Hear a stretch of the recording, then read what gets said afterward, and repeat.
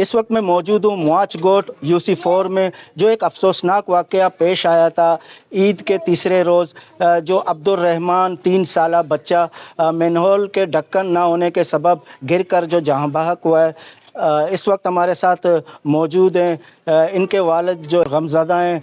इनसे बात करते हैं। मुझो नालो मोहम्मद काबिल आहे। नंढड़ो मुंहिंजो खेॾे पियो, खेॾंदे खेॾंदे मां बि ॿाहिरि निकितुसि।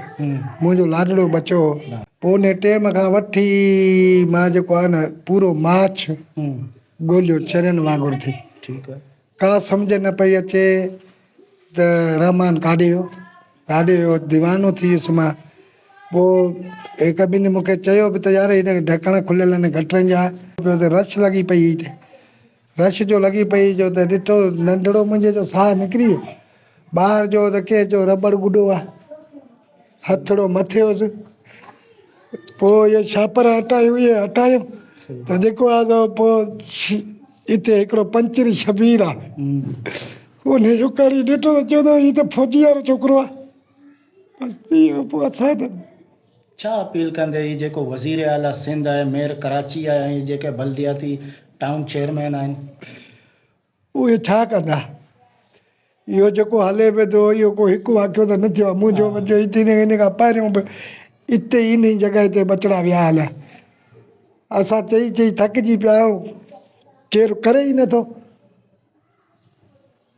असां बि इहा ई दुआ कंदासीं अलाह करे कोई इन्हनि सां अहिड़ो थिए।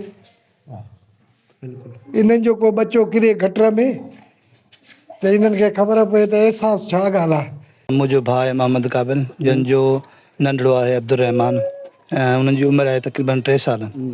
इन अरसे इन वाक़े खां पहिरियों बि 2-3 वाक़िया थिया आहिनि, ऐं उन वाक़े खां बावजूदि बि ही ढकन न लॻाया विया आहिनि।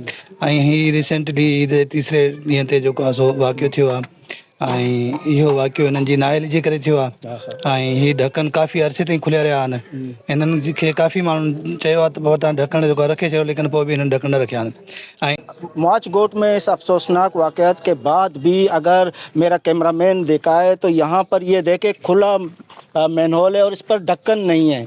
हम लोग यहाँ पर खेलते हैं, गटरों के ढक्कन खुले हुए हैं, यहाँ पर बच्चे गिर जाते हैं, इसीलिए यहाँ पर गटर का ढक्कन ही नहीं लगा हुआ। हमारा साथी गिरा था, यस हमारा साथी छोटा गिरा था। पे भी देखा जाए किसी भी लेवल पे ऐसे वाकयात होते हैं तो उस पर फौरन एक्शन लिया जाता है। अब इस वाकये को आज 5वां दिन है। अब देखें ना आपके सामने उसके घर के सामने एक मैनहोल पे ढक्कन नहीं है और अभी तक इनको जो थोड़ा सा एहसास भी नहीं हो रहा।